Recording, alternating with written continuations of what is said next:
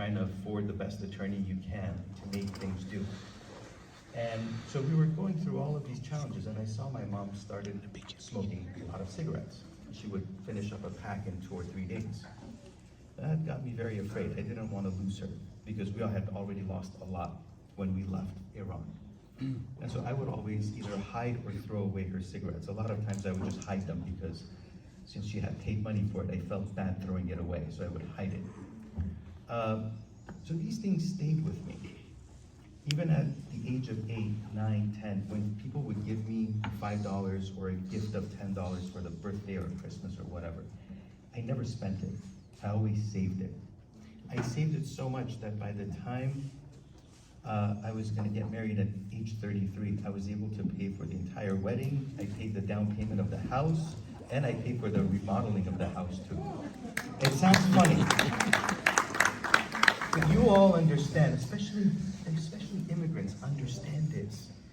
You know, when you have to rebuild again after you lost everything, you become very insular and you focus on how to keep things and be very frugal so that you make it work, because you don't know when that next rainy day is going to come. And especially being an Armenian and having endured and survived the genocide, my family has moved 4 times in 3 generations. Whether it was the genocide, whether it was the Russian Revolution, whether it was the Stalinist purges where one of my grandmothers was sent to Siberia for 5 years to a work camp, or then the Iran Revolution and war. And we persevered it all. We came here. So time came to 2012 when I announced that I'm going to run for office. I asked my wife, should I do this or not? She didn't really want me to do it. But then she said, you know what? I want our kids to know that you were able to achieve this. 1. 2, given your history, I want them to know we don't have to move ever again. This is where we're gonna take stock. This is where we're gonna be shareholders. This is where we're gonna plant our roots and be here. This is where we're gonna make better. If there's challenges here, we're gonna work on fixing it. So that's what motivated me, and that's what continues to motivate me, because politics, it's a means to an end, but it gets very nasty, and I don't need to tell you that. It's a challenging time in our country right now.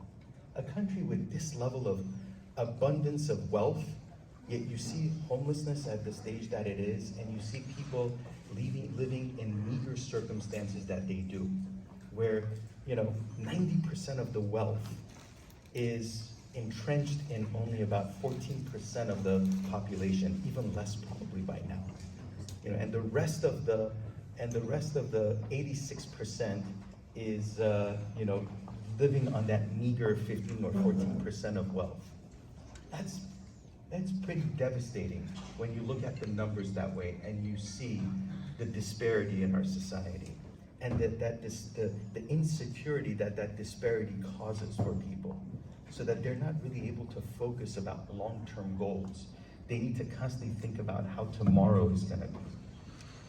These are real challenges. Now, homelessness is rooted in all of this too, now that we're seeing how it is. There's other challenges in homelessness, of course. Mental health, some of the most basic health circumstances that we need to make sure people are provided with has not been provided in our country. In our country of abundance and wealth, where we want to teach other countries how to live under our democratic guidelines.